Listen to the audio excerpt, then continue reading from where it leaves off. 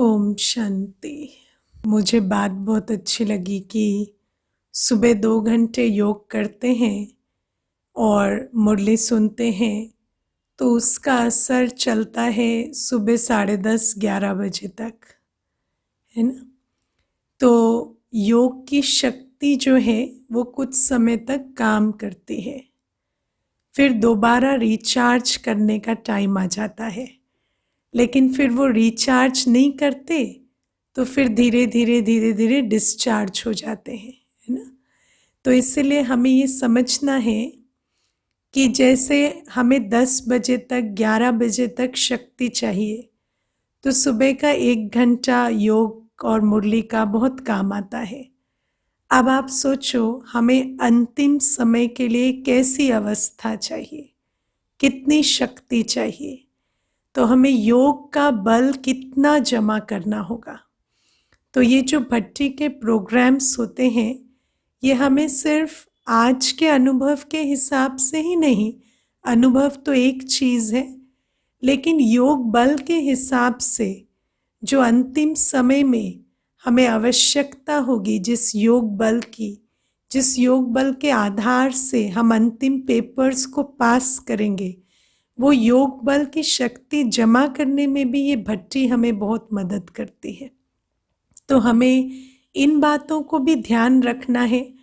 और ये बातें मैं जो सुना रही हूँ ये बाबा की मुरलियों से ही सुना रही हूँ, और बाबा ने मुरलियों में ये इशारा दिया है कि भट्टी के प्रोग्राम्स पर अटेंशन दिया जाए ताकि अंत के समय तक आत्माएं तैयार हो जाए। तो ये एक बात। दूसरा है, आप देखो जैसे भट्टी कहते हैं, तो अब आप देखो बाबा ने हमें कहा है कि योग बल से विकर्म विनाश होते हैं। अब विकर्म कोई हमारे छोटे मोटे तो है नहीं, 63 जन्मों के विकर्म है, काफ़ी भारी है ना। अब आप देखो, मान लो एक आयरन का रॉड है, उसको आप एक कैंडल जलाकर और दग्ध करना चाहते हैं। एक कैंडल आपने छोटी सी जला ली और आप सोचते हैं कि उसको आयरन के रॉड के नीचे रख दें और धीरे धीरे रॉड जल जाए, तो जलेगा, है ना, नहीं जलेगा। और फिर कैंडल से भी अगर जलेगा तो बहुत काल तक शायद उसको वैसे ही एक ही अवस्था में रखना होगा। तो बाबा कहते हैं इतने सारे विकर्मों का बोझ हमारा दग्ध हो, उसके लिए हमारी योग की अवस्था में बहुत इंटेंसिटी होनी चाहिए, इंटेंस योग, तीव्र योग। और दूसरा बाबा कहते बहुत समय तक निरंतर योग, ताकि उस योग का बल ऐसा हो कि हमारे 63 जन्मों के विकर्म भस्म हो सके। इसीलिए जब हम भट्टी की बात करते हैं तो भट्टी में क्या किया जाता है, जो दुनिया में ईंट भट्टे होते हैं उसमें क्या करते हैं, उसमें एक रिक्वायर्ड टेम्परेचर बहुत समय तक सस्टेन किया जाता है ताकि उसमें जो कच्ची मिट्टी है वो पक जाए। ऐसे ही बाबा कहते अपनी अवस्था, एक तो बड़ी शक्तिशाली अवस्था या कोई भी ज्ञान की पॉइंट, गुण की पॉइंट, शक्ति की पॉइंट में अपने आप को स्थित कर कर और उस अवस्था में एक रस बहुत समय तक स्थित करना, ये पर्पस होता है भट्टी का। ताकि हमारे अंदर का जितना कचरा है, जितना मैल है, जितना हमारे अंदर विकर्मों का बोझ है, वो धीरे धीरे जैसे जल कर भस्म हो जाए। तो ये जो भट्टी है उसी उद्देश्य से रखी है। और मुझे लगता है लाभ सभी ने लिया होगा, लिया सभी ने लाभ आज, अच्छा लगा।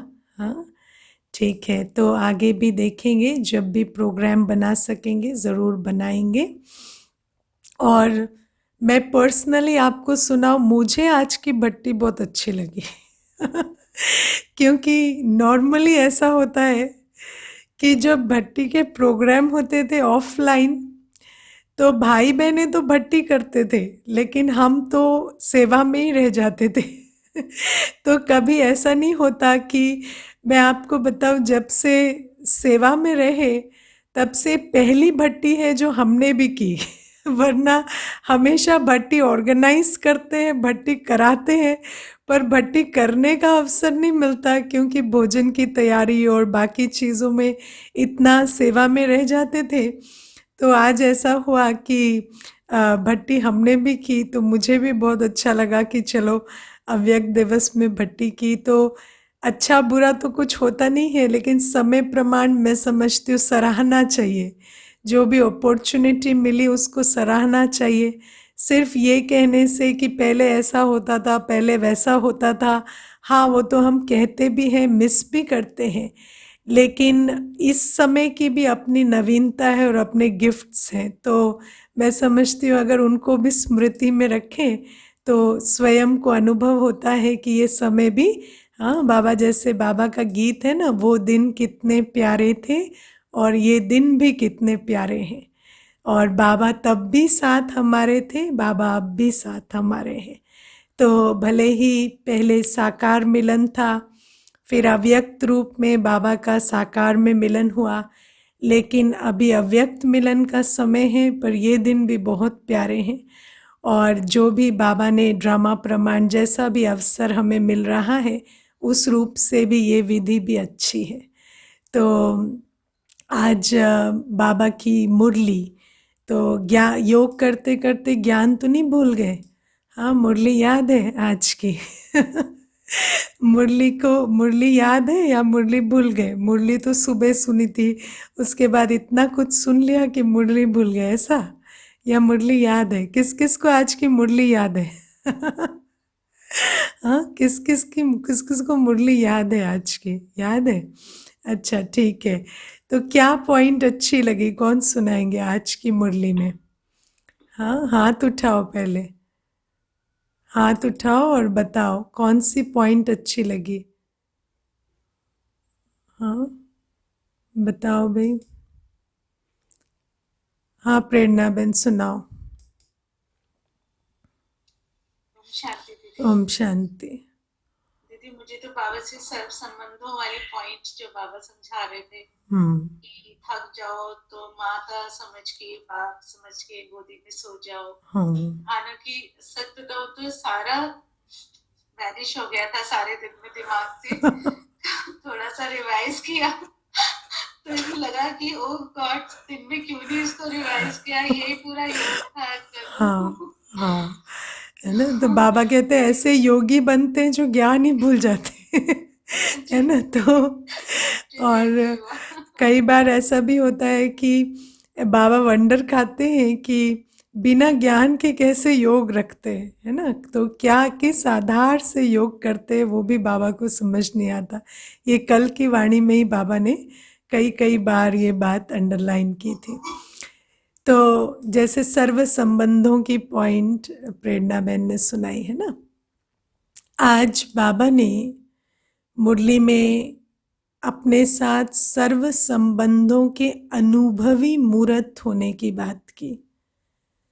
स्मृति है, पर स्मृति स्वरूप रहना, है ना? बाबा ने एक बहुत अच्छी बात कही, मैं तो हूं ही बच्चा, या बाबा से तो मेरे संबंध है ही, इस भाव में नहीं रहना है। जो भी संबंध बाबा के साथ हमारे हैं, उनके अनुभवी मूर्त, उनके स्मृति स्वरूप में स्थित रहना है। ये बात आज बाबा ने अंडरलाइन कराई। और इस बात पर मैं एग्जाम्पल भी बता रही थी आज की जो मुरली में, जैसे भोजन है ना? अब आप कहें घर में भोजन तो बहुत है, मैं आपको ये बात प्रैक्टिकली भी सुनाती हूँ। एक बार बहन आई तो बहुत उसको एकदम जैसा लगता कि शरीर में ताकत नहीं हो, कमजोरी लगती शरीर में देखने से। तो मैंने उसको कहा आप भोजन पर ध्यान नहीं देते, भोजन थोड़ा आपको ध्यान देना चाहिए। तो मुझे कहती नहीं, घर में तो बहुत भोजन है, इतना भोजन है, दिन रात बनता ही रहता है, बाबा का भंडारा तो फुल ही रहता है। मैंने कहा वो बात नहीं कह रही हूँ, घर में भोजन है, भंडारा बाबा का है, भरपूर भी है, आप खाते हो या नहीं खाते हो? वो इम्पोर्टेंट है। तो कहती है नहीं दीदी, वो क्या है ना कि पता नहीं आदत ही ऐसी हो गई है कि हमेशा लेट चलती हूँ, जो भी काम करना होता है उसमें लेट हो जाती हूँ, फिर वहीं पर कॉम्पेंसेट होता है कि भोजन नहीं खाती। तो मैंने कहा आप देखो, बाबा का भंडारा है, भरपूर भी है, भोजन भी इतना सारा है, लेकिन आपको ताकत कब भरेगी, जब आप उसे खाएंगे, है ना। ऐसे ही बाबा ने हमें बहुत सारी ज्ञान की पॉइंट्स दी। आज बाबा ने हमें कहा कि मैंने तुम्हें बहुत स्मृति स्वरूप बनाया है। स्मृतियों की लिस्ट अगर तुम निकालो तो बहुत लंबी है कि मैंने तुम्हें क्या क्या स्मृतियां दिलाई हैं। स्व के बारे में, बाबा के बारे में, घर के बारे में, हमारे आदि अनादि स्वरूप के बारे में, हमारे ब्राह्मण जीवन में बाबा ने हमें जितने वरदान दिए, जितने गुणदान दिए, उनकी लिस्ट बहुत बहुत लंबी है। लेकिन बाबा कहते हैं वो लिस्ट होते हुए भी उस लिस्ट को तुम जब अनुभव में लाओगे, जब स्वरूप बनोगे उसका, तभी तुम्हें उसका लाभ मिलेगा, है ना। तो पहले तो लिस्ट क्या है, क्या हमें बाबा ने जो स्मृतियां दिलाई हैं, हम उन स्मृतियों को भी स्मृति में रखते हैं। बाबा ने हमें बहुत सारी स्मृतियां दिलाई हैं, लेकिन क्या हम उनको भी अपनी इमर्ज रूप में बुद्धि में रखते हैं या भूल जाते हैं। जैसे आज कहा कि मुरली भूल गए, है ना। तो सारे दिन में स्मृतियां भी याद रहती हैं। बाबा ने हमें इतने सारे स्वमान दिए, इतने सारे टाइटल्स दिए, क्या हमें याद रहते हैं। आज आपका ये होमवर्क है, कल अव्यक्त दिवस है ना, आप होमवर्क करेंगे, एक एक आप 100 टाइटल्स जो बाबा ने दिए वो लिख कर व्हाट्सएप पे भेजेंगे, ठीक है। 100 टाइटल्स। और मैं आपको बताऊं, 100 तो बहुत कम है, कम से कम भी बाबा ने हमें जो वाणियों में टाइटल्स दिए हैं वो 400-500 के लगभग होंगे। वो भी अगर आप उसके अलग अलग उसके जो विस्तार हैं उनको कट कर दें, मतलब मुख्य टाइटल्स, तो देखते हैं कौन कौन इसमें विजयी रत्न बनते हैं, है ना। तो ये 100 टाइटल्स की लिस्ट आप निकालेंगे कि बाबा ने हमें क्या स्मृतियां दिलाई हैं।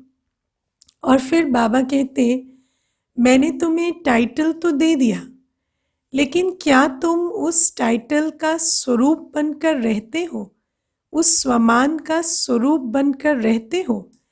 मैं आपको एक छोटी सी इसमें बात बताती हूँ। दुनिया में आजकल माइंडफुलनेस की बहुत बात होती है ना। तो कई बार कहेंगे कि माइंडफुल रहो, तो भोजन खा रहे हैं तो माइंडफुल होकर भोजन खाओ।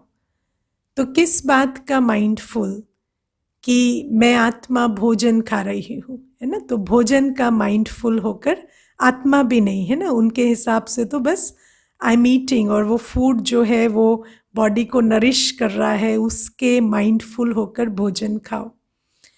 और दुनिया में ऐसी बहुत सारी रिसर्च है जहाँ पर कहते हैं माइंडफुल होने से उसका जो लाभ है, चाहे शरीर को चाहे मन को, वो बहुत गुना बढ़ जाता है। एक ऐसी रिसर्च ये कहती है कि जैसे एक बार क्या हुआ कि एक होटल में जो हाउसकीपिंग स्टाफ था, तो हाउसकीपिंग स्टाफ का काम कैसा होता है, सारा बहुत फिजिकली एक्टिव काम होता है ना। वो ट्रॉलीज को धक्का मारना और बाकी बेड्स बनाना और बहुत सारे काम करना, तो वो सारा उनका जो काम था तो बहुत फिजिकली एक्टिव और एनर्जेटिक वाला काम था। लेकिन उस हाउसकीपिंग स्टाफ को एक बार एक सर्वे के तहत इकट्ठा किया गया और उनको पूछा गया कि क्या आपको एक्सरसाइज का टाइम मिलता है। तो क्योंकि उन्हों के अंदर ये फीलिंग थी कि जो हम करते हैं ये तो काम है ना, ये एक्सरसाइज नहीं है। तो उन्होंने कहा नहीं नहीं, हमें तो एक्सरसाइज का बिल्कुल टाइम नहीं मिलता। तो उनको एक पावर पॉइंट प्रेजेंटेशन दिखाई गई, जिस पावर पॉइंट प्रेजेंटेशन में जो भी वो दिन भर काम करते थे, रोज करते थे, उस वो जो काम है वो किस एक्सरसाइज के साथ करस्पॉन्ड करता है। जैसे कि ट्रॉली पुश कर रहे हैं तो ये कौन से जिम का इक्विपमेंट जैसा है ना। अगर जिम में वो कौन सा इक्विपमेंट यूज करेंगे तो ट्रॉली के पुश का काम देगा। या बेड बना रहे हैं तो उनकी कौन सी मसल्स एक्सरसाइज हो रही हैं, उस चीज पर उनको एक पावर पॉइंट प्रेजेंटेशन दी गई जो मात्र 1 घंटे की थी। और उसके बाद उनको कहा गया कि जब भी अब आप ये सारी वाली एक्सरसाइजेस करेंगे, क्योंकि there are very few people जो एक्सरसाइज करने के लिए पेड होते हैं, है ना। लोग तो पे करके एक्सरसाइज करते हैं, आप एक्सरसाइज करने के लिए पेड होते हैं। तो उनको उमंग उत्साह दिलाया गया और उनको कहा गया अब आप जब भी एक्सरसाइज कर रहे हैं, काम नहीं कर रहे हैं, आप एक्सरसाइज कर रहे हैं और उसकी आपको पेमेंट भी मिल रही है, तो आप जब भी जो एक्सरसाइज करें तो अवेयरनेस के साथ करना, माइंडफुलनेस के साथ करना कि मेरी इतनी कैलोरीज बर्न हो रही हैं, मैं ये वाली एक्सरसाइज कर रहा हूँ। और उसके बाद उनको कहा हम 1 महीने के बाद आपसे मिलने आएंगे।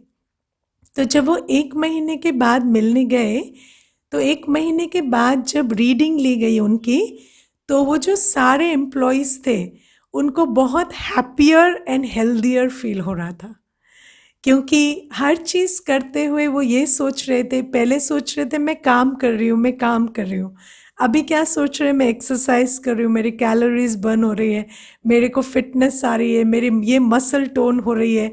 तो उस संकल्प के साथ जैसे जैसे वो काम करने लगे तो वो खुश भी अनुभव हो रहे थे और उनको हेल्थ का भी अनुभव हो रहा था।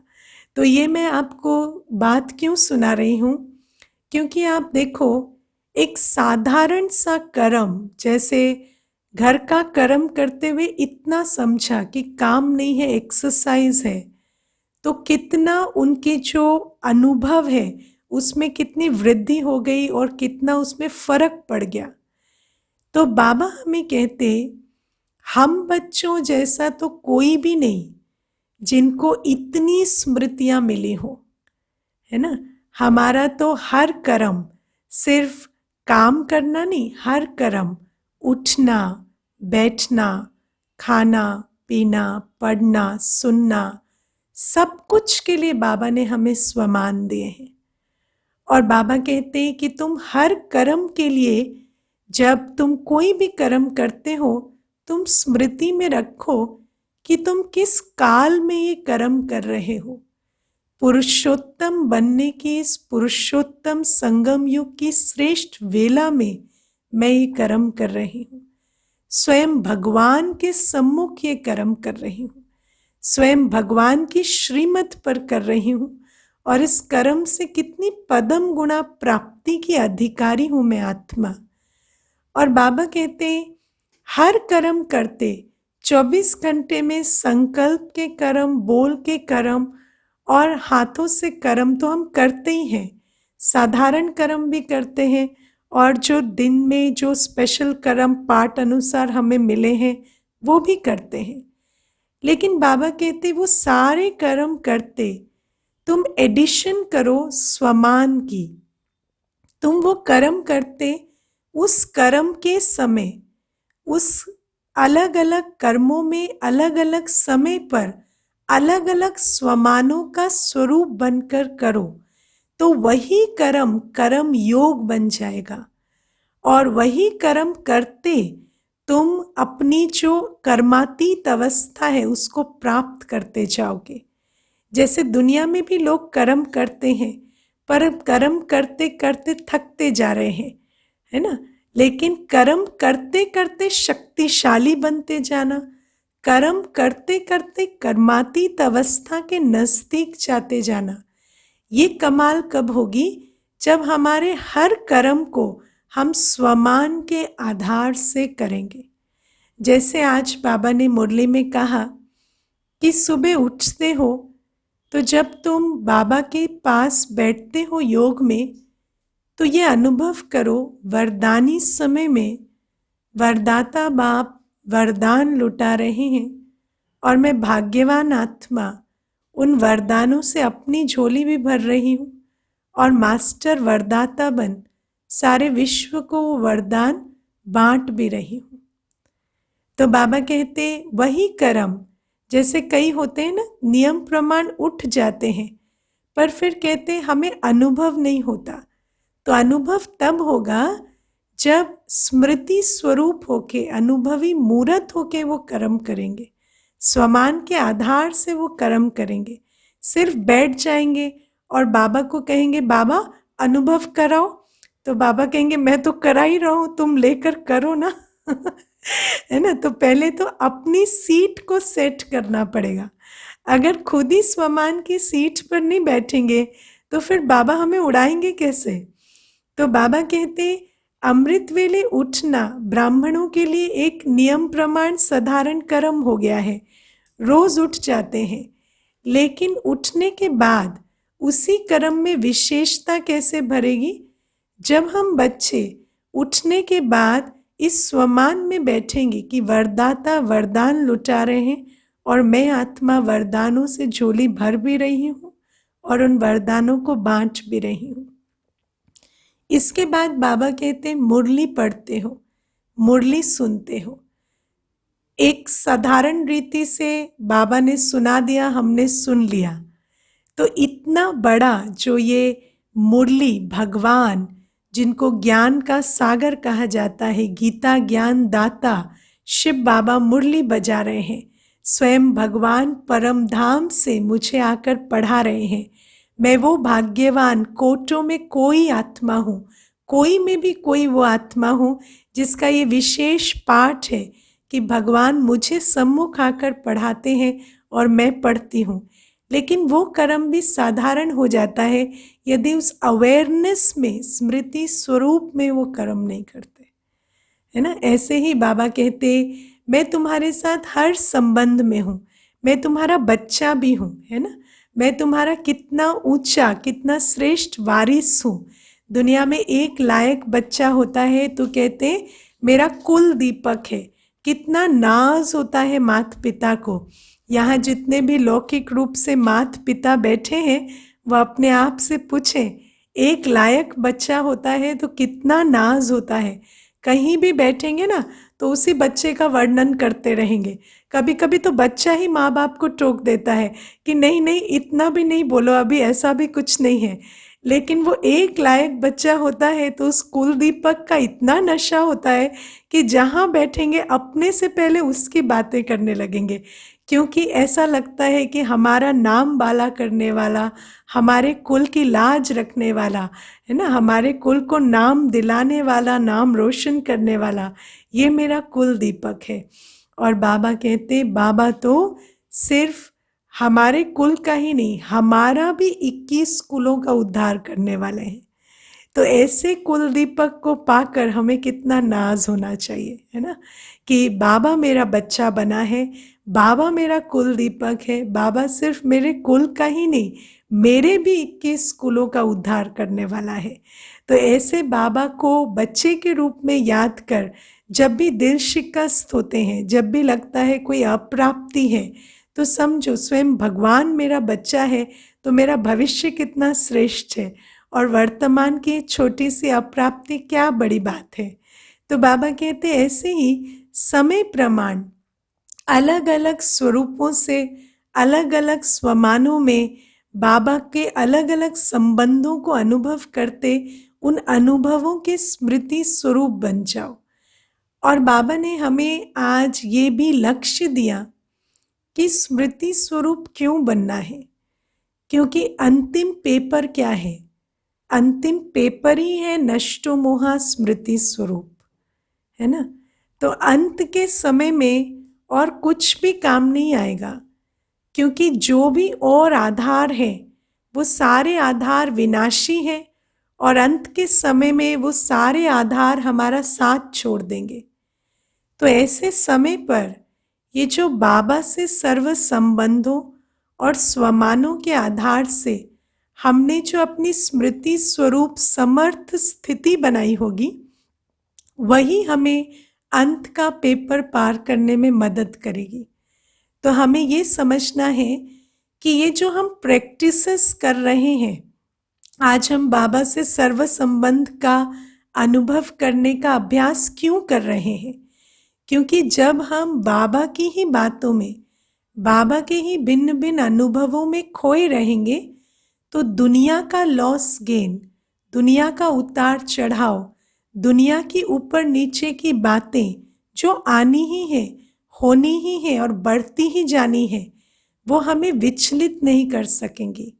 और अंत में जब हर सहारा साथ छोड़ेगा, तब हम अपनी स्मृति स्वरूप अवस्था में ऐसा अनुभव करेंगे जैसे मेरा तो एक बल एक भरोसा मेरे साथ है ही, और हम उन प्रभु मिलन की मस्तियों में खोते चले जाएंगे और बाकी जो भी कुछ आसपास हो रहा है उससे हमें कोई फर्क नहीं पड़ेगा और अंतमते सोगति की हमें प्राप्ति हो जाएगी। तो बाबा हमें ये जो सारी बातें बता रहे हैं, इसका एक लक्ष्य भी है। ऐसा नहीं कि बस बाबा ऐसे ही कहते चले जा रहे हैं। तो बाबा ने आज हमें सखा रूप से, बच्चा रूप से, है ना, जीवन साथी रूप से बाबा को अलग अलग संबंध में अलग अलग समय पर अनुभव करने की शिक्षा दी। आज मैं ये भी विचार कर रही थी, जैसे बाबा हमें स्वमान के विषय में कहते हैं, तो स्वमान को कैसे स्थित, स्वमान में कैसे स्थित रहें या स्वमान को कैसे बनाएं। तो ये जो स्वमान में स्थित रहना, स्वमान को बनाना, ये चीज़ कैसे करें? तो बाबा ने हमें मुरलियों में स्वमान के प्रति ये बात बताई है कि स्वमान में तब स्थित रहेंगे जब दो बातें निर्माण होंगे और स्वयं को बाप समान समझेंगे। दो बातें, एक जब हम निर्माण होंगे तब हम स्वमान में स्थित होंगे। निर्माण माना हम्बल, जब हमारे अंदर देह अभिमान नहीं होगा, ह्यूमिलिटी होगी, तब हम स्वमान में स्थित होंगे। और दूसरा बाबा ने हमें बताया, जब हम स्वयं को बाप समान अनुभव करेंगे तब हम स्वमान में स्थित हो सकेंगे। जब मैं इस बात को समझ रही थी तो मुझे ऐसे विचार आया कि इसीलिए आज बाबा हमें सर्व संबंधों के द्वारा स्वमान में स्थित होने की शिक्षा दे रहे हैं। क्योंकि जब हम अपने आप को बाबा के साथ सर्व संबंधों में देखते हैं, तो बाबा के साथ उन सर्व संबंधों में अपने आप को देखने से हमें बाप समान हूँ, ये अनुभव बहुत इजीली हो जाता है। क्योंकि जब हम बाबा को बाप के रूप में देखते हैं तो हम कौन बन जाते हैं? भगवान के बच्चे। तो हमारा स्वमान कितना ऊंचा हो जाता है। तो स्वयं को बाबा के साथ संबंध में देखने मात्र से, स्वयं को बाबा के संदर्भ में देखने मात्र से हमारा स्वमान बहुत बहुत ऊंचा हो जाता है। इसीलिए बाबा ने आज जो मुरली चलाई उसमें सर्व संबंधों के आधार से स्मृति स्वरूप और फिर स्मृति स्वरूप के आधार से समर्थी स्वरूप की बात जो है वो बाबा ने आज बताई। अब आप देखो कि जैसे बाबा ने कहा कि बाबा के समान अनुभव करना। अब स्वमान तो हम समझने की कोशिश करते हैं, पर जिसको हम बहुत अच्छे से समझते हैं, देह अभिमान, है ना। तो देह अभिमान, अब आप देखो देह अभिमान कैसे आता है? जब हम देह के संदर्भ में अपनी आइडेंटिटी को बिल्ड करते हैं, है ना।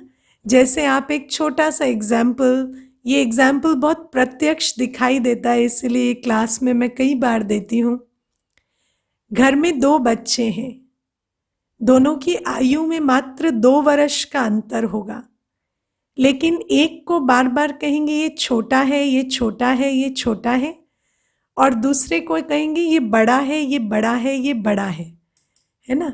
तो मात्र 2 वर्ष की आयु का अंतर है, लेकिन एक का अनुभव होता जाता है मैं तो बहुत छोटा हूँ, मुझे चंचलता, गलतियाँ सब अलाउड है। और दूसरे को आता जाता है मैं बड़ा हूँ, मैं रिस्पॉन्सिबल हूँ। आप ये बात हर घर में आज देखेंगे कि देह के आधार से हम ये देख लेते हैं कि ये छोटा है और ये बड़ा है, तो उनके अंदर भी वो बड़प्पन, वो महानता, या मैं छोटा हूँ मुझे अलाउड है, ये बातें बहुत सहज आती जाती हैं। देह के आधार से आप देखो, मैं एक अनुभव आपको सुनाती हूँ। एक माता ने मुझे बताया कि उसका शरीर का रंग थोड़ा सांवला था और देखने में ऐसे जैसे एक्सपेक्टेशन होती है दुनिया में कि बहुत सुंदर हो, उस रूप से शरीर नहीं था, लेकिन बहुत अच्छे ग्रेड्स आते थे, स्कूल में भी कॉलेज में भी बहुत टॉपर रही। लेकिन जब भी कभी माता पिता के सामने जाते तो माता पिता एक ही बात कहते कि तुम तो लड़की हो ना, तुम्हारे लिए ब्यूटी मैटर करती है, ग्रेड्स मैटर नहीं करते, है ना।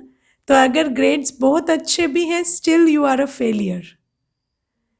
तो आप देखो कि इतने अच्छे मार्क्स आते भी मैंने ये अनुभव किया, और ये अनुभव की बात है प्रैक्टिकली जब उनके साथ संबंध में आई तो मैंने अनुभव किया उनके अंदर बहुत इन्फीरियोरिटी कॉम्प्लेक्स था, और उनके अंदर हमेशा ये था कि मैं ठीक नहीं हूँ, या मेरे अंदर बहुत सारे गुण कलाएं नहीं हैं, या मैं डिज़र्विंग नहीं हूँ, या मैं वैल्यूएबल नहीं हूँ, मैं वर्दी नहीं हूँ। ये स्वमान की कमी बहुत नज़र आई। क्यों? क्योंकि देह के आधार से, समाज की रीत के आधार से यही मैसेज मिला टोटली कि शरीर सुंदर नहीं है तो फिर वैल्यू नहीं है। भले ही पढ़ने में अच्छे हैं, ग्रेड्स अच्छे हैं, लेकिन स्त्रियों के लिए वो इम्पोर्टेंट नहीं है। तुम तो स्त्री हो ना, तुम्हारे लिए ये इम्पोर्टेंट है। बाबा ने आदि में जब हम बच्चे यज्ञ में आए तो बाबा ने बहुत सालों तक ये अभ्यास बहुत कराया कि मैं आत्मा पुरुष हूँ, मैं आत्मा स्त्री नहीं हूँ। क्यों? क्योंकि स्त्री पुरुष का भान बहुत पक्का है। देह के आधार से ये जो कंडीशनिंग होती है, मैं स्त्री हूँ या मैं पुरुष हूँ, ये स्त्री पुरुष का भान इतना पक्का स्वरूप है देह अभिमान का, इसको तोड़ने में, इसके ऊपर उठने में बहुत समय लग जाता है। तो बाबा बहनों को हर वो कार्य कराते थे जो नॉर्मली भाइयों के लिए कहा जाता था कि भाई ये कार्य करेंगे, जैसे कि बहनों को पहरेदारी पर लगाना, है ना, बहनों को बाबा ट्रक्स चलवाना, सब कुछ काम, जो भी कार्य पहले ऐसा समझते थे कि भाइयों का कार्य है, वो बहनों से बाबा ने करवाए। क्यों? ताकि ये भान टूटे, मैं स्त्री हूँ या मैं पुरुष हूँ। क्योंकि सबसे बड़ा जो स्वमान में स्थित होने में, क्योंकि जब हम स्वमान की बात करते हैं तो बाबा तो मेरा निराकार है, बाबा तो मेरा सर्वशक्तिवान है, बाबा तो मेरा वरदानों से भरपूर, गुणों से भरपूर है, लेकिन अपने आप को हम बाबा के संदर्भ में देख क्यों नहीं पाते? क्योंकि हम अपने आप को इस शरीर के संदर्भ में देख देख कर इतने लिमिटेड हो गए होते हैं कि इस शरीर के, और सिर्फ शरीर नहीं है, देह के संबंध है, स्मृतियां हैं, हमारे अनुभव हैं, जीवन में कितनी सारी बातें हैं जो देहाभिमान के रूप में हम आत्मा के अंदर स्थित हो जाती हैं। और उन सारी बातों पर विजयी बनने के लिए एक ही अभ्यास चाहिए, निरंतर। मैं आत्मा हूँ, मैं बाबा का बच्चा हूँ, मैं बाबा के संदर्भ में अपने आप को देखूं कि मैं किसकी संतान हूँ, कि कौन मुझे कहता है कि तुम मेरी मददगार हो, बाबा का कार्य संभालने वाली, बाबा के साथ संगम युग में विश्व सेवाधारी का पाठ बजाने वाली मैं आत्मा हूँ।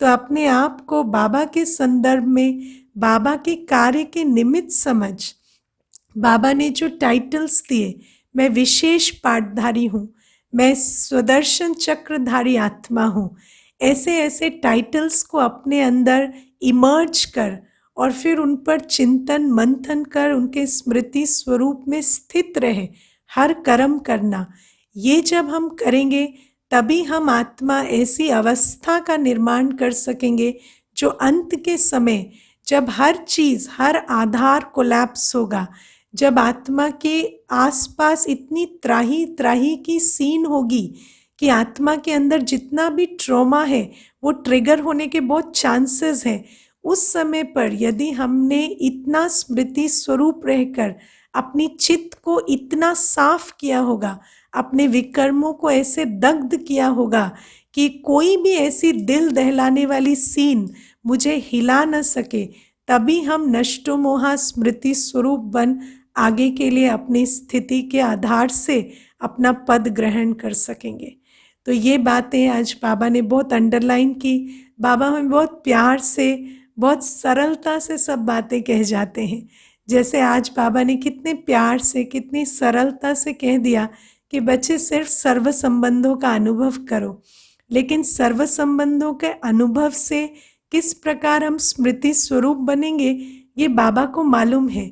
तो बाबा बहुत सिंपल, जैसे होम्योपैथी की दवाइयाँ होती हैं ना, ऐसा लगता है मीठी गोलियां हैं छोटी छोटी, इनको खाने में क्या जाएगा, लेकिन उनमें गुण बहुत होता है। तो बाबा की भी जो श्रीमत है मीठी भी होती है और ऐसा लगता है कितनी सहज छोटी सी बात है, दिन भर अपने आप को बस बाबा के संबंध के झूले में झुलाना है। लेकिन अगर विचार करें तो पता लगता है कि ये छोटी छोटी गोलियां बहुत बड़ा काम करने वाली हैं और इन्हीं गोलियों को खा खा कर हम वो स्मृति स्वरूप की अवस्था बनाएंगे जो हमें अंत में मदद करेगी। और बाबा ने आज की मुरली में एक और बहुत इम्पोर्टेंट बात हम बच्चों को समझाई। बाबा ने कहा कि इस वर्ष को बाबा एक नया नाम देते हैं, सबके स्नेह सहयोग से सुखमय संसार बनाने की प्रोजेक्ट, है ना। इस वर्ष को क्या कहेंगे? सबके स्नेह सहयोग से सुखमय संसार। इस वर्ष जो कार्य चल रहा है उसको बाबा बहुत अच्छा नाम देते हैं, सर्व के स्नेह सहयोग से सुखमय संसार। मैं आज विचार कर रही थी बाबा के ये तीनों जो शब्द हैं, स्नेह, सहयोग और सुख, ये कितने कनेक्टेड हैं। मैंने कई बार आपको क्लासेस में ये राज बताया है कि happiness is the product of good Karma. सुख सहयोग से प्राप्त होता है, श्रेष्ठ कर्मों से सुख प्राप्त होता है। सुखमय संसार में हम तब जाएंगे जब हम सुख स्वरूप बनेंगे, लेकिन सुख स्वरूप हम कब बनेंगे? जब हम सहयोगी बनेंगे। बाबा के कार्य में सहयोगी बनना सबसे श्रेष्ठ कर्म है और ऐसा कर्म करने वाली आत्मा सुखमय संसार का निर्माण भी करती है और सुखमय संसार में जाने की अधिकारी भी बनती है। और बाबा ने तीसरा जो शब्द बताया स्नेह, तो बाबा कहते स्नेह की प्रैक्टिकल निशानी है सहयोग।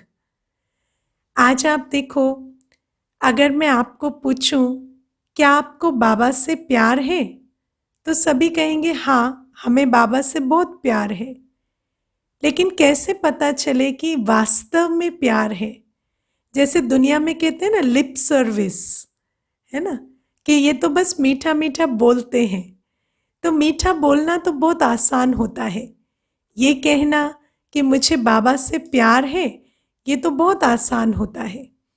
लेकिन बाबा कहते हैं कि मुझसे स्नेह है तो मेरे कार्य से भी स्नेह होना चाहिए और मेरे कार्य में सहयोगी बनना, इसको कहेंगे स्नेही बनना। अगर मेरे कार्य में सहयोगी नहीं तो स्नेही नहीं। और बाबा ने आज क्या कहा कि हर एक आत्मा को सहयोगी बनाओ। क्यों? क्योंकि ईश्वरीय कार्य में सहयोग देने का श्रेष्ठ कर्म जब आत्मा करेगी तभी वो कर्म सुखमय संसार में उस आत्मा को सुख में रहने का अधिकारी बनाएगा। Happiness is the product of good karma. बाबा के कार्य में सहयोगी बनने वाली आत्मा सुख की अधिकारी बनती है। इसीलिए बाबा ने आज स्नेह, सहयोग और सुख को एक साथ लाया और उसका अर्थ भी हमें समझाया। अब हम अपने आप से पूछें कि हमें जो बाबा से स्नेह है वो स्नेह हमें क्यों है। बाबा ने अव्यक्त वाणियों में स्नेही आत्माओं की 4 कैटेगरी समझाई है ना। पहली कैटेगरी की स्नेही आत्माएं होती हैं जो किसी और को देखकर, किसी और की जीवन को देखकर, किसी ब्राह्मण की जीवन को, प्राप्तियों को देखकर समझती हाँ ये तो अच्छा कार्य है या ये भगवान का कार्य हो सकता है, या उनको स्नेह होता है इस कार्य से क्योंकि उन्होंने किसी और को देखा है। दूसरी आत्मा होती है स्नेही, जो आत्मा इस ज्ञान के अज्ञान में आकर थोड़ा बहुत ज्ञान योग के आधार से, प्राप्ति के आधार से, उस ज्ञान योग के अनुभव के आधार से स्नेह रखती है बाबा से। तीसरा, जो परिवार के स्नेह में चलती है, जैसे आपको दीदी अच्छी लगे, भाई जी अच्छी लगे, है ना, या आपको परिवार अच्छा लगा तो आपको स्नेह आया इस यज्ञ से। लेकिन जो असली स्नेह होता है, वास्तविक स्नेह, वो उन आत्माओं का कहा जाएगा जो आत्माएं बाबा को जानकर, पहचान कर स्नेह रखती हैं।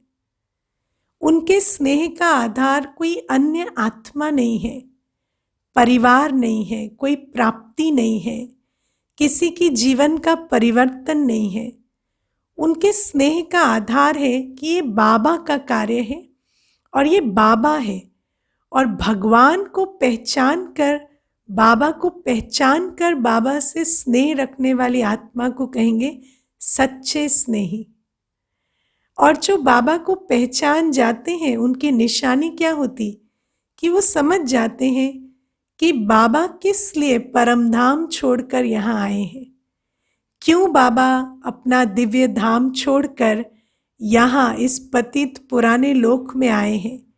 इसलिए कि सर्व आत्माओं को पावन बना, उनके हिसाब किताब चुक्त कराए, हमें वापस ले जा सके। तो जिनको बाबा से स्नेह होता उनको ये ओना रहता कि हम बाबा के कार्य में मददगार बनकर और ऐसा कुछ करें कि बाबा और हम साथ में जल्द ही परमधाम लौट जाए, परमात्मा प्रत्यक्षता हो, हर आत्मा अपना वर्षा बाबा से ले ले और हम वापस चले जाए। तो ऐसी जो स्नेही आत्माएं होती हैं वो जल्द ही सहयोगी बन जाती हैं। ईश्वरीय कार्य में सहयोगी बनने वाली आत्माएं भी कई प्रकार की होती हैं। कई ऐसी आत्माएं होती हैं जो भक्ति के संस्कार के आधार से सहयोगी बन जाती हैं। कईयों के अंदर दान पुण्य का संस्कार होता है कि अच्छी संस्था है, अच्छा स्थान है, अच्छे कर्म में हमारा तन मन धन सफल होना चाहिए, तो उस आधार से कई सहयोगी बन जाते हैं। कई इसलिए सहयोगी बन जाते हैं क्योंकि उनको बाबा के घर में आने के बाद कोई प्राप्ति हो गई, थोड़ा बहुत ज्ञान योग धारणा में चले तो कुछ प्राप्तियां हो गई, उन प्राप्तियों के आधार से सहयोगी बन जाते। जैसे भक्ति में कहते थे ना कि ये कर दोगे तो बाबा मैं तुम्हें ये दूंगा, तो इस प्रकार से ही वो सहयोगी बन जाते कि ये प्राप्ति हुई तो चलो बाबा इसमें तुम्हारा भी कमीशन है। लेकिन कुछ बच्चे जो वास्तविकता में जो बाबा को पहचानते, वो स्वयं को भी पहचान जाते कि मैं कौन हूँ, मैं तो बाबा का बच्चा हूँ, तो मेरा सब कुछ किसका है, बाबा का है। और जब भगवान आ गए हैं तो फिर मेरा सब कुछ जो है वो ईश्वरीय कार्य में ही सफल होना चाहिए। तो जो ऐसे सहयोगी बनते वो यथाशक्ति सहयोगी नहीं, वो सर्वशक्ति के स्वरूप से सहयोगी बनते, वो संपूर्ण समर्पण जाते। तो बाबा कहते जितना करते हैं उतना पाते हैं। तो जिस प्रकार के हम स्नेही हैं, जिस प्रकार के हम सहयोगी हैं, उसी प्रकार के हम शक्तिशाली भी बनेंगे, क्योंकि जितना सर्व समर्पण जाएंगे उतनी सर्व शक्तियों के अधिकारी बनेंगे।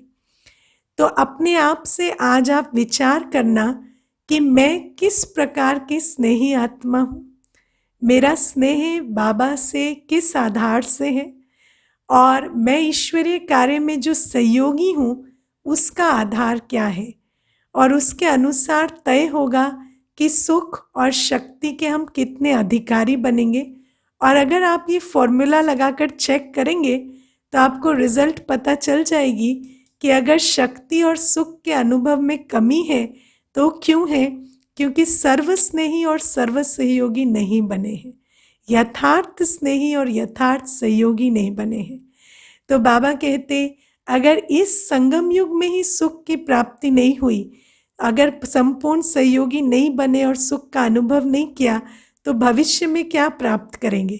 तो बाबा कहते बाबा ऑफर कर रहे हैं, आफरीन लेनी है और अपना अधिकार लेने के लिए सच्चा स्नेही सच्चा सहयोगी बनना है, सच्चे सच्चे सुख का अभी भी अनुभव करना है, सुखमय संसार को बनाना भी है और कल उस सुखमय संसार में राज भी करना है। तो ये थी आज की बाबा की अमृत वाणी। ओके।